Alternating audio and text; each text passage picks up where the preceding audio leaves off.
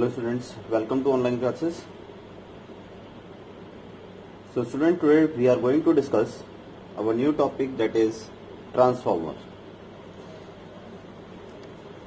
तो देखिए स्टूडेंट, यहाँ से एग्जाम में अगर क्वेश्चन बनता है तो 5 मार्क्स का क्वेश्चन, एक डायरेक्ट क्वेश्चन आता है and it's a very simple concept कि ट्रांसफार्मर होता क्या है and what is its application, क्योंकि it has a practical application in our life.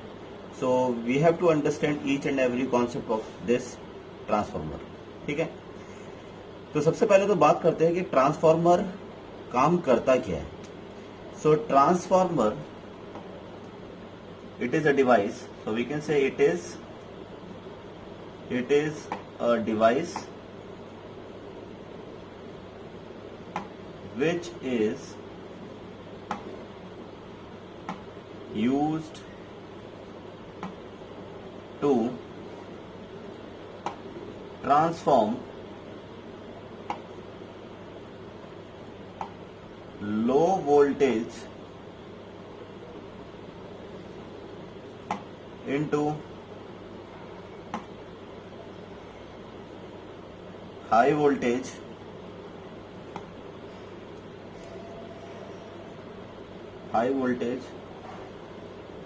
और high voltage into low voltage. So vice versa is also possible. यानी ये एक ऐसी डिवाइस है जो वोल्टेज को कम या ज्यादा करने में हेल्प करता है. तो ट्रांसफार्मर बिल्कुल उसी तरीके का डिवाइस है. जैसे कि आप देखते हैं कि घर में एक स्टेबलाइजर होता है, तो स्टेबलाइजर बेसिकली क्या करता है, स्टेबल करता है, यानी वोल्टेज को स्टेबल करता है. वोल्टेज को स्टेबल करने का मतलब क्या है कि एक स्टेबल वोल्टेज अगर मैं बात करूं तो स्टेबल वोल्टेज जो है वो 220 वोल्ट से लेकर 230 वोल्ट के बीच में रहता है. यानी अगर इतना वोल्टेज हमारे घर में आ रहा है कंटिन्यूसली तो इट्स अ स्टेबल वोल्टेज. इसका मतलब हमारा अप्लायंस जो है वो इसी रेंज में काम करता है. लेकिन अगर मैं ये कहता हूं कि नहीं, मेरे पास इनपुट पर सपोज 150 वोल्ट आ गया, तो क्या मेरा अप्लायंस वर्क करेगा? नहीं करेगा, क्योंकि मेरे अप्लायंस को वर्क करने के लिए कम से कम कितना चाहिए, 220 वोल्ट चाहिए. अब मेरे पास इनपुट में 150 वोल्ट आ रहा है. मैंने क्या किया, मैंने बीच में एक स्टेबलाइजर लगा दिया और उस स्टेबलाइजर ने इसको क्या करा, स्टेप अप कर दिया और इस वोल्टेज को 220 वोल्ट तक पहुंचा दिया.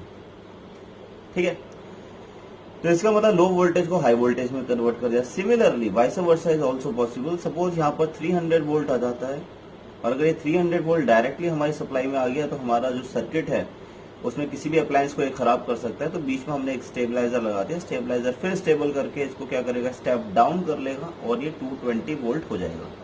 यानी इसकी वैल्यू को ये क्या करेगा, रिड्यूस कर देगा. तो इसका मतलब ये हो गया कि चाहे कम वोल्टेज आए तो भी स्टेबलाइजर क्या करता है, 220 वोल्ट देगा. चाहे ज्यादा वोल्टेज आ जाए, 300 वोल्ट आ जाए, तब भी 220 वोल्ट देगा. तो that means it is working as a small transformer. एक छोटे ट्रांसफार्मर की तरह ही एक स्टेबलाइजर होता है जो कि एक अप्लायंस के लिए वर्क करता है. सिर्फ फर्क ये है कि जो हमारा ट्रांसफार्मर होता है वो डोमेस्टिक सर्किट्स को हैंडल करता है, बड़े बड़े डोमेस्टिक सर्किट्स को हैंडल करता है. लेकिन जो स्टेबलाइजर होता है, एक छोटी सी यूनिट होती है, वो एक अप्लायंस, घर के सिर्फ एक अप्लायंस को ही स्टेबल करने में मदद करता है. ठीक है, तो ट्रांसफार्मर और स्टेबलाइजर की वर्किंग सेम है, उसमें कोई डिफरेंस नहीं है, बिल्कुल सेम वर्किंग है. लेकिन अगर हम फंक्शन देखें तो ट्रांसफार्मर एक बड़ा फंक्शन पूरा करता है आपके डोमेस्टिक सर्किट के अंदर. ठीक है, तो this is very very important. Exam में कई बार ऐसा भी होता है कि कॉम्पिटिटिव एग्जाम में मैंने देखा है कि एग्जाम में ये क्वेश्चन आया हुआ है दैट वोल्टेज ट्रांसफॉर्म्स, और उसमें ऑप्शन होते हैं कि current, voltage, power and etcetera, other भी आते हैं. तो the correct answer is it only transforms voltage. ठीक है, तो उससे ये वोल्टेज को ट्रांसफॉर्म करता है, चाहे वो लो से हाई करे या हाई से लो करे, बट करेगा ये सिर्फ और सिर्फ वोल्टेज को ही ट्रांसफॉर्म. ठीक है, इसके बाद स्टूडेंट आता है हमारा, नेक्स्ट आता है प्रिंसिपल. कौन से प्रिंसिपल पे ये काम करता है?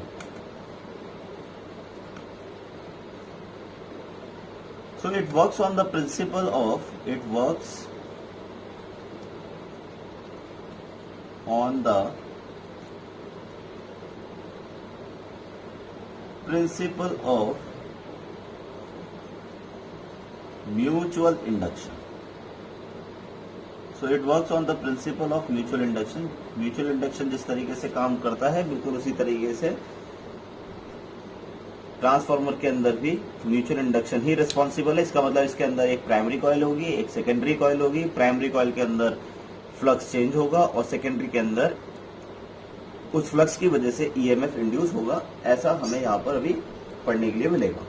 ठीक है, तो अब स्टूडेंट हम अगर हम इसके टाइप्स की बात करें कि व्हाट आर द टाइप्स, अगर हम टाइप्स की बात करते हैं कि टाइप्स ऑफ ट्रांसफार्मर। ठीक है, सो टाइप्स ऑफ ट्रांसफार्मर में बेसिकली दो टाइप के ट्रांसफार्मर आते हैं। One is your step up transformer. तो फर्स्ट है हमारा step up transformer. Basically step up transformer की खासियत ये होती है कि स्टेप अप ट्रांसफार्मर क्या काम करता है, इट कन्वर्ट्स और you can say it transforms low voltage into high voltage. So we can say that it transforms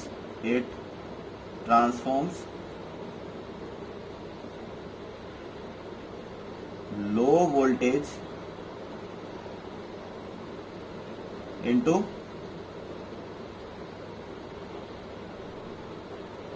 high voltage.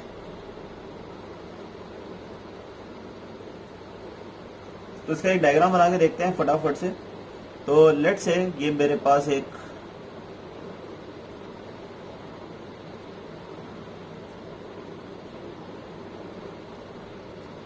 Let's say this is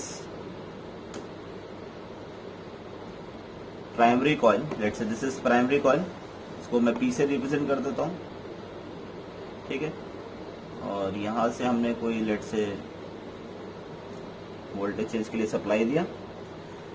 इसी तरीके से सेकेंडरी में हमने यहाँ पर नंबर ऑफ टर्न्स को इंक्रीज कर देना है, क्योंकि अगर मुझे स्टेप अप ट्रांसफार्मर बनाना है तो सेकेंडरी में नंबर ऑफ टर्न्स को बढ़ाना पड़ेगा।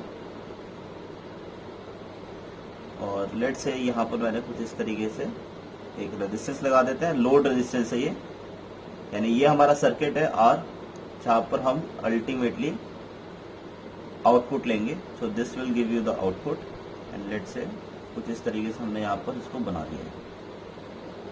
And let's say this is secondary. So number of turns in primary and number of turns in secondary अगर हम बात करें तो स्टेप अप ट्रांसफार्मर में number of turns in secondary greater होता है as compare to number of turns in primary. ये ध्यान में रखने वाली बात है कि step up transformer transforms low voltage into high voltage और नंबर ऑफ टर्न्स सेकेंडरी में ज्यादा होगा एज कंपेयर टू प्राइमरी। अब होता क्या है कि क्योंकि ट्रांसफार्मर है तो ट्रांसफार्मर के लिए एक सिंबल होता है, तो सिंबलाइजेशन के लिए हम यहाँ पर पैरेलल में ऐसे दो लाइनें खींच देते हैं, तो इसका मतलब इट्स अ ट्रांसफार्मर। ठीक है, ओके। अब ये वर्क करता कैसे है, तो अगर हम इसकी थोड़ी वर्किंग को ध्यान दें तो वर्किंग कुछ इस तरीके से है कि सबसे पहले यहाँ पर मेरे पास लेट से हमने यहाँ पर वोल्टेज दिया लेट से वीपी। तो वीपी वोल्टेज जब यहाँ पर आया, ठीक है, वोल्टेज इन प्राइमरी, तो यहाँ पर ऑब्वियस सी बात है करंट इन प्राइमरी फ्लो करा। फ्लो करने से क्या हुआ, यहाँ पे कुछ फ्लक्स बनाया एंड लेट से यहाँ पे कुछ फ्लक्स जब प्रोड्यूस हुआ तो ये फ्लक्स सीधा जाकर आपका सेकेंडरी में जाकर यहाँ पर लिंक करे। मान लेते हैं कि ये जो फ्लक्स था इसकी वैल्यू जो थी वो चेंज हो रहा था D phi over D T. Time के साथ ये चेंज हो रहा है D phi over D T. जैसे ये फ्लक्स यानी जितना फ्लक्स ये है वो सारा का सारा यहाँ लिंक हो रहा है। अभी हम आइडियल कंडीशन मान रहे हैं, यानी there will be no loss in the air. जितना भी फ्लक्स प्राइमरी बनाएगा वो सारा का सारा अभी हम मान के चलते हैं कि सेकेंडरी में लिंक हो जाएगा। अगर ये सेकेंडरी में लिंक हो जाता है तो मैं अगर यहाँ पर ये लिखता हूँ कि ईएमएफ अगर मैं लिखना चाहूँ तो ईएमएफ इन प्राइमरी अगर लिखे तो ईएमएफ इन प्राइमरी तो we can write it as that is VP is equals to minus NP D phi over dt लिख सकते हैं हम इसको। भाई फॉर्मूला हमारे पास ये होता है, E is equal to N D phi over D T, ये हम ऑलरेडी पढ़ चुके हैं। तो E इज EMF, यहाँ मैंने वोल्टेज से रिप्रेजेंट कर रहा हूँ। इसी तरीके से सेकेंडरी की अगर मैं बात करूँ तो सेकेंडरी के लिए VS is equal to minus NS, और यहाँ पर क्योंकि सेम फ्लक्स है तो D phi over D T. Let say इन दोनों को अगर मैं डिवाइड कर देता हूँ तो डिवाइड करने के बाद D phi over D T से ये कैंसिल हो जाएगा, माइनस से माइनस कैंसिल हो जाएगा। So finally I get that VP over VS is equals to NP over NS। ये मेरे पास एक रिलेशन यहाँ पर निकल के आ जाता है। ठीक है, तो इस तरीके से हम इसको यहाँ पर सॉल्व करेंगे।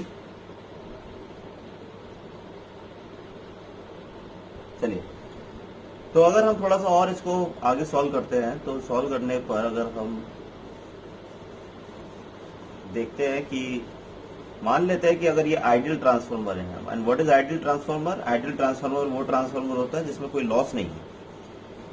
तो जितना पावर इनपुट पर आएगा उतना ही पावर आपका आउटपुट पर जाएगा। तो इसीलिए मैं यहाँ पे लिख सकता हूँ कि फॉर आइडियल ट्रांसफार्मर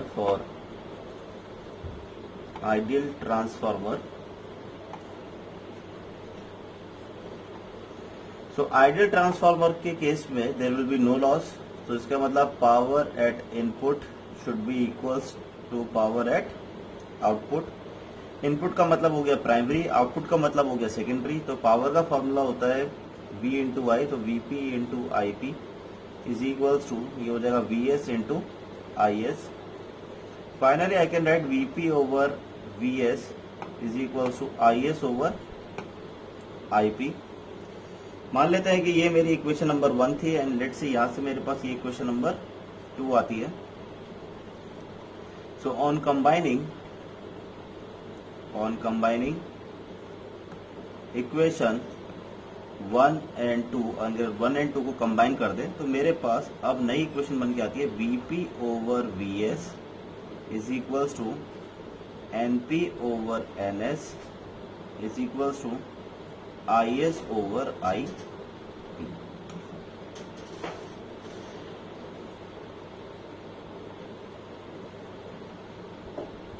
ठीक है, तो इस तरीके से हमने ये रिलेशन निकाल दिया। Now this relation is very very important, और ये रिलेशन हम तभी अप्लाई करेंगे when the transformer is in ideal condition.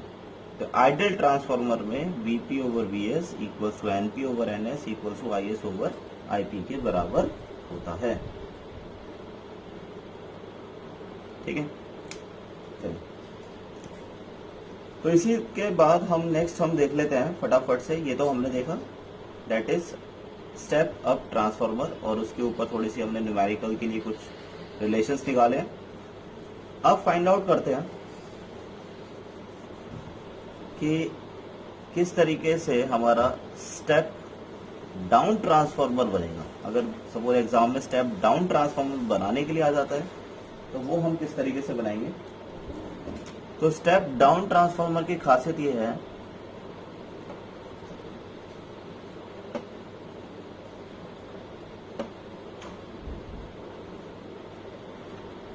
Step down transformer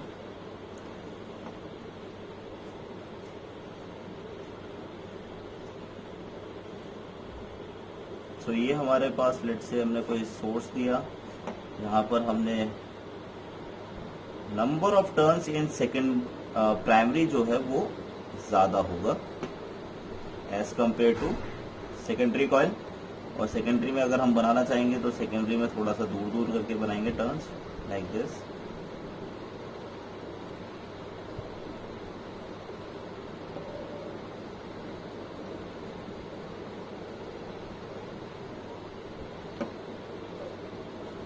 तो ये कुछ इस तरीके से। तो let's say this is load resistance, ठीक है। यहाँ पर हमें आउटपुट तो मिलेगा ही मिलेगा, no doubt.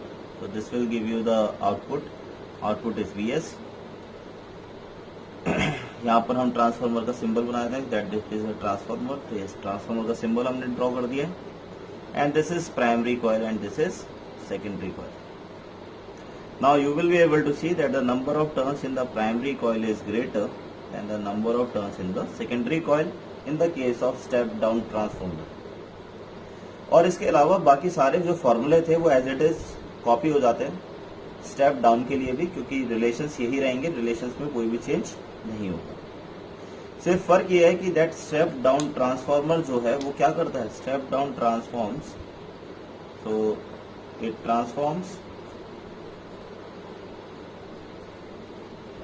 Transforms high voltage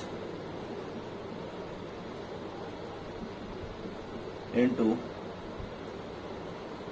low voltage, high voltage को लो वोल्टेज में कन्वर्ट करता है। That's why it is known as step down transformer. ठीक है। इसके अलावा स्टूडेंट एग्जाम में एक ट्रांसफॉर्मेशन रेशो भी होता है उसके लिए एक फॉर्मूला मैं आपको बता देता हूं। अगर आपसे बोलता है कि ट्रांसफॉर्मेशन रेशो, अगर ये वर्ड आता है ट्रांसफॉर्मेशन रेशो, तो transformation ratio is represented by R and R is equals to होता है हमारे पास NS over NP। So it's a ratio of number of turns in the secondary coil to the number of turns in the primary coil. ठीक है। तो कुछ फॉर्मूले जो ये मैं आपको टिक लगा रहा हूँ, ये फॉर्मूले काफी इंपॉर्टेंट हो जाते हैं। एक तो ये वाला फॉर्मूला आपका काफी इंपॉर्टेंट हो जाता है, एक ये इंपॉर्टेंट हो जाता है, एक एफिशिएंसी निकालने के लिए भी एग्जाम में आता है। तो मैं इसको रब कर देता हूँ। सपोज अगर आपसे कहता है कि what is the efficiency, in case अगर आपसे कहता है कि एफिशिएंसी और ट्रांसफार्मर बताइए,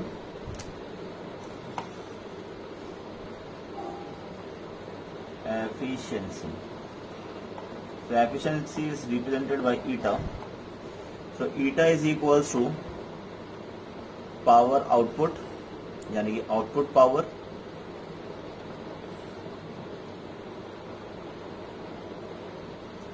divided by input power and eta is equals to P output over P input। Output का मतलब हो गया मेरे पास दैट इज सेकेंडरी, सो ये हो जाएगा VS इंटू IS और यहाँ पर आ जाएगा मेरे पास VP इंटू I। ठीक है। सो यहाँ पर आपको एफिशिएंसी मिल जाएगी। इस फॉर्मूले का हम यूज करेंगे। बस यही फॉर्मूले हैं। अगर ये फॉर्मूला अगर आपको पता है तो आप सारे क्वेश्चंस 11, 12 आपका कॉम्पिटिटिव एग्जाम सारे जितने भी एग्जाम्स में आते हैं सब में ट्रांसफार्मर के क्वेश्चन आप सॉल्व कर पाएंगे। यही सिर्फ फॉर्मूले हैं। ठीक है, इसे नोट डाउन करेंगे फटाफट से। ओके, तो इसका भी मैं आपको एक कंप्लीट नोट्स बनाकर मैं अपलोड कर दूंगा स्टडी मटेरियल सेक्शन में। तो वहां पर भी आपको ट्रांसफार्मर का पूरा मिल जाएगा। चाहे तो आप इसे अगर नहीं भी करना चाहते हैं नोट तो भी कोई दिक्कत की बात नहीं है। मैं इसको प्रॉपर वे में नोट्स के फॉर्म में, जैसे एक नोट्स होने चाहिए बिल्कुल उसी फॉर्म में बनाकर कि स्टेप, उसमें सारी चीजें हम मेंशन कर देंगे कि ये ट्रांसफार्मर होता क्या है, उसका प्रिंसिपल क्या है, उसके कितने टाइप्स है, स्टेप अप ट्रांसफार्मर क्या होता है, स्टेप डाउन ट्रांसफार्मर क्या होता है, उससे रिलेशन कौन कौन से निकले हैं। ये सारी चीजें जो है विद डायग्राम के साथ मैं स्टडी मटेरियल में इसको अपलोड कर दूंगा। तो फॉर द टाइम भी आप इसको यहाँ पर समझते रहिए। कोई डाउट होता है तो वो आप मेरे को पूछ सकते हैं। ठीक है,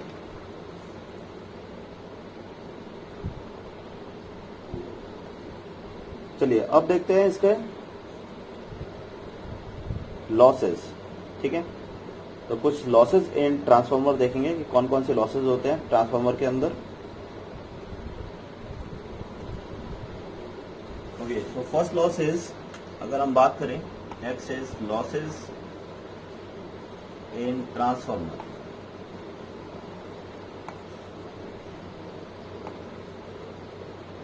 ठीक है, तो फर्स्ट लॉस आता है हमारा विच इज कॉपर लॉस। देखिए कॉपर लॉस के अंदर बेसिकली होता क्या है कि वी ऑलरेडी नो दैट कि हमें बाइंडिंग करनी होती है प्राइमरी में भी और सेकेंडरी के अंदर भी।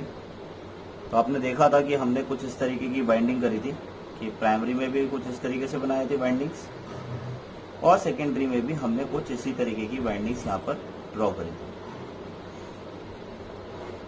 तो ये जो कॉइल्स हैं जिस मटेरियल से बने हुए हैं ये भी एक वायर है और वायर के पास कुछ रेजिस्टेंस होगा।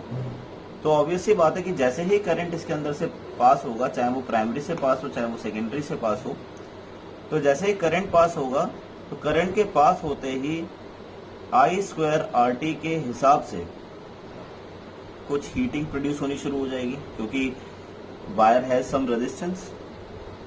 तो जैसे ही यहाँ पे हीटिंग शुरू हो जाएगी तो इसका मतलब ये थोड़ी देर बाद क्या होने लगेगा, गर्म होने लगेगा। इसका मतलब ये हो गया that some amount of energy is now getting dissipated in the form of heat, यानी कुछ कॉपर लॉस होना शुरू हो गया है। That is only because of Joule's effect. इसे हम जूल्स इफेक्ट भी कहते हैं, जूल्स इफेक्ट। ठीक है, तो अगर मुझे सपोज इसको रिड्यूस करना है, इस कॉपर लॉस को रिड्यूस करना है, तो कैसे रिड्यूस करेंगे? तो रिड्यूस कर सकते हैं by reducing the resistance. And how you can reduce the value of resistance here? So R is equal to rho L/A formula होता है। तो अगर आप एरिया ऑफ क्रॉस सेक्शन आप बढ़ा दें तो रेजिस्टेंस की वैल्यू क्या हो जाएगी? कम हो जाएगी। तो इसका मतलब ये हो गया कि if you take thick wires, अगर आप थिक वायर्स लेंगे उससे अगर आप प्राइमरी कॉइल और सेकेंडरी कॉइल बनाएंगे तो उसका रेजिस्टेंस कम होगा। रेजिस्टेंस कम होने की वजह से हीट कम प्रोड्यूस होगा। हीट कम प्रोड्यूस होगा तो ऑब्वियसली बात है कॉपर लॉस भी कम हो जाएगा। ठीक है, तो कॉपर लॉस होता क्या है and how it can be reduced, ये दोनों चीजें ही मैंने आपको यहाँ पर बता दी। ठीक है, ये सब आपको मिलेगा स्टडी मटेरियल में, ये सारी चीजें आपको मिलेंगी दोबारा से प्रॉपर वे में लिखी हुई मिलेंगी विद रीजंस के साथ। बट अभी हाल फिलहाल में समझना ज्यादा जरूरी है। Second is your iron loss. इसको हम आयरन लॉस कहते हैं। बेसिकली आयरन लॉस जो है it's an energy loss in the form of heat और ये हो रहा है because of the generation of eddy current. होता क्या है कि वी ऑलरेडी नो दैट कि जो हमारा आयरन कोर है, तो वी ऑलरेडी नो दैट कि एक आयरन कोर इस तरीके से है। तो अगर आप देखेंगे कि आयरन कोर अगर हम देखते हैं, एक आयरन कोर हमने लिया और उसमें हमने यहाँ पर लेट से इस तरीके से हमने कॉइल्स बना दी है। तो लेट से this is our secondary coil, this is our primary coil and this is your iron core, iron core।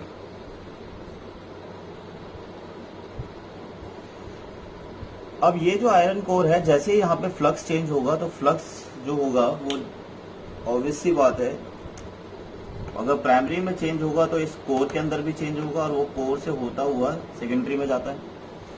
लेकिन इसके अंदर भी तो फिर ये, क्योंकि ये भी मेटल है, तो इसके अंदर भी फ्लक्स का चेंज होने की वजह से एडी करंट डेवलप हो जाता है, यानी कि एक कोर के अंदर भी करंट डेवलप हो जाता है जिसकी वजह से ये कोर गर्म हो जाता है और ये भी एक तरीके का लॉस में कन्वर्ट होना शुरू हो जाता है। ठीक है, तो जो हीटिंग इफेक्ट है वो यहाँ भी आपको मिलनी शुरू हो जाएगी due to this iron core, क्योंकि आयरन है तो it has also some resistance. तो इस एडी करंट को अगर मुझे रिड्यूस करना है, तो ये एडी करंट जो प्रोड्यूस हुआ है यहाँ पर, इसको अगर मुझे रिड्यूस करना है तो how I can minimise this eddy current? तो eddy current can be minimise by using laminated core. तो अगर मैं लैमिनेटेड कोर्स का यूज करूं, laminated cores, now what does it mean? Laminated core का मतलब क्या है? देखिए लैमिनेटेड कोर का मतलब क्या है कि मान लीजिए कि मैंने इस तरीके का कोर लिया था। ठीक है, मैं कोशिश करता हूँ 3D विजुअलाइजेशन कराने की। तो लेट से कुछ इस तरीके का मैंने कोर लिया था, मान लेते हैं। ओके, सो इस तरीके का मैंने एक कोर लिया था एंड सपोज ये सेंटर से इस तरीके से हॉलो है, अंदर ऐसा मान लेते हैं। तो अगर हम देखें तो कुछ इस तरीके से ये अंदर से अगर ये हॉलो है, तो हमने क्या करना है कि ये पूरा एक कंप्लीट ब्लॉक नहीं लेना है, हमें बहुत पतली पतली शीट्स लेनी है इसकी। एक शीट यहाँ बना दी, इसी यहाँ एक शीट, दो शीट, ऐसे 3 शीट, ऐसे ही यहाँ पर 4 शीट। तो हमने क्या करा, एक लैमिनेशन कर दी है। लैमिनेशन का लाइक यानी कि 1 शीट, 2 शीट, फिर इसके ऊपर 1 शीट, फिर 1 शीट, ऐसे करके हमने एक बंडल बना दिया। जैसे कि पेजेस होते हैं तो पेजेस के बंडल बना दिए। तो इससे क्या होगा कि जो एडी करंट पहले इतने रीजन में डेवलप हो रहा था, अब इतने रीजन में नहीं डेवलप हो पाएगा, अब सिर्फ वो इतने छोटे छोटे रीजन में ही डेवलप हो सकता है। तो एडी करंट की वैल्यू बहुत कम हो जाएगी, यहाँ पर जनरेट हो जाएगा, यहाँ पर हो जाएगा, यहाँ पर हो जाएगा, यहाँ पर हो जाएगा, but their values are very very small. तो ये जो एडी करंट है ये बहुत small eddy current will produce. तो क्योंकि एक तरीके का लैमिनेशन हो रहा है इसीलिए इसको हम क्या कहते हैं, लैमिनेटेड कोर। ये लैमिनेटेड कोर का मतलब है नॉट अ सिंगल, एक ब्लॉक ना लेकर हमने क्या करा है, शीट्स लिए, शीट से जोड़ जोड़ के हमने ऐसा बनाया है ब्लॉक, और इससे क्या होगा, आपका एडी करंट कम प्रोड्यूस होगा। और एडी करंट कम प्रोड्यूस होगा तो हीटिंग इफेक्ट भी कोर के अंदर कम होगी, जिसकी वजह से आयरन लॉस कम हो जाएगा। ठीक है, चलिए तीसरा है हमारा लीकेज ऑफ मैग्नेटिक फ्लक्स। अगर मैग्नेटिक फ्लक्स का लीकेज मुझे कम करना है तो ऑब्वियस सी बात है, ये दोनों प्राइमरी कॉइल और सेकेंडरी कॉइल जो है एक दूसरे के ऊपर मुझे बाइंड करनी पड़ेंगी। तो third one is your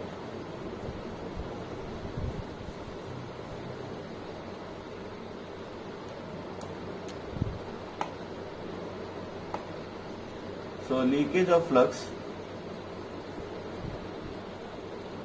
leakage of flux. So flux leakage को अगर आपको कम करना है तो ऑब्वियसली बात है आपको कोर का यूज करना ही पड़ेगा। तो अगर आप एक आयरन कोर का यूज कर लेंगे तो फ्लक्स लीकेज ऑटोमेटिकली रिड्यूस हो जाएगा, क्योंकि यहाँ पर जितना भी फ्लक्स बनेगा प्राइमरी के अंदर वो सीधा जाके सेकेंडरी में जाके लिंक हो जाएगा। यानी जितना भी आपका फ्लक्स यहाँ प्राइमरी में बना वो सेकेंडरी में जाकर ये इस तरीके से लिंक हो जाएगा। सो लॉस जो है वो रिड्यूस हो जाता है। ठीक है, तो flux loss will be reduced. Okay, next है हिस्टैरिसीस लॉस। तो बेसिकली हिस्टैरिसीस लॉस यहाँ पर क्या मतलब है, तो हिस्टैरिसीस लॉस जो आता है वो बेसिकली अगर देखा जाए तो मैग्नेटाइजेशन और डीमैग्नेटाइजेशन, यानी क्योंकि ऑब्वियसली बात है कि क्योंकि इनपुट पर हमें ऑल्टरनेटिंग करंट आ रहा है, एक बार प्लस आती है साइड, एक बार माइनस आता है। तो पॉजिटिव नेगेटिव जब हमारे पास आएगा, यानी कि अगर मैं फोर्थ की बात करूं तो fourth is hysteresis loss. Hysteresis loss, तो हिस्टैरिसीस लॉस में क्या होता है कि मैग्नेटाइजेशन एंड डीमैग्नेटाइजेशन होता है because of the positive and negative cycle. Let's say positive cycle आने पर मैग्नेटाइजेशन होता है,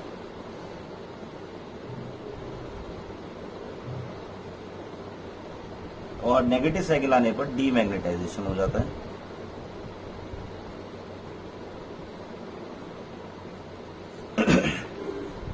सो मैग्नेटाइजेशन डीमैग्नेटाइजेशन बहुत तेजी से होता रहता है। इस वजह से क्या होता है कि जो हमारा सिस्टम है, ये पूरा आयरन कोर और ये जो वाइंडिंग्स हैं, ये सब हीटअप हो जाती है, और अगेन हीट होने से क्या होगा कि जो एनर्जी है वो डेसिपेट होने लगती है इन द फॉर्म ऑफ हीट। तो इसको आप रिड्यूस कर सकते हैं, इसको आप रिड्यूस कर सकते हैं अगर आप हिस्टैरिसीस लॉस यानी लो हिस्टैरिसीस वाले मटेरियल को आप सेलेक्ट करें, यानी कि आपका सिलेक्शन बहुत अच्छा होना चाहिए। जैसे कि अगर मैं बात करूं तो स्टील के अंदर हिस्टैरिसीस लॉस ज्यादा होता है as compare to iron, and that's why we are using iron core here, not steel core. हम स्टील कोर का यूज नहीं करके हम यहाँ पर कौन सा कोर यूज करते हैं, आयरन कोर का यूज करते हैं। उसकी वजह यही है क्योंकि आयरन कोर का हिस्टैरिसीस लॉस बहुत कम होता है, यानी मैग्नेटाइजेशन डीमैग्नेटाइजेशन की वजह से हीट लॉस यहाँ पर बहुत कम होगा as compare to steel. Steel में ये ज्यादा होता है, ठीक है। So this is all about your losses in transformer. तो ये एनर्जी लॉसेज हैं जो एक हमारे ट्रांसफार्मर में होती हैं। तो एग्जाम में अगर हम देखें तो 5 मार्क्स का क्वेश्चन अगर बनता है तो क्या क्या आ सकता है, तो इसमें सबसे पहली चीज जो आपसे पूछी जा सकती है, तो नंबर 1 आपसे पूछा जा सकता है कि व्हाट इज ट्रांसफार्मर। सबसे पूछे तो आपसे डेफिनेशन पूछी जा सकती है कि ट्रांसफार्मर होता क्या है। दूसरी चीज आपसे पूछी जा सकती है प्रिंसिपल ऑफ ट्रांसफार्मर क्या होता है। चौथा हो सकता है आपसे पूछे कि step up transformer, step down transformer, type बता दीजिए आप उसकी, ठीक है। चौथा आपसे ये पूछ सकता है कि लॉसेज इन ट्रांसफार्मर क्या होगा। तो ये सारी चीजें अगर आप कर लेते हैं तो आपका एक 5 मार्क्स का क्वेश्चन डेफिनेटली यहाँ पर रेडी हो जाता है, ठीक है। तो बाकी इसके सारे नोट्स आपको स्टडी मटेरियल सेक्शन में मिल ही जाएंगे। मीनवाइल आप इसको समझिए कि किस तरीके के क्लासेस यहाँ पर अवेलेबल है, ठीक है। Thank you.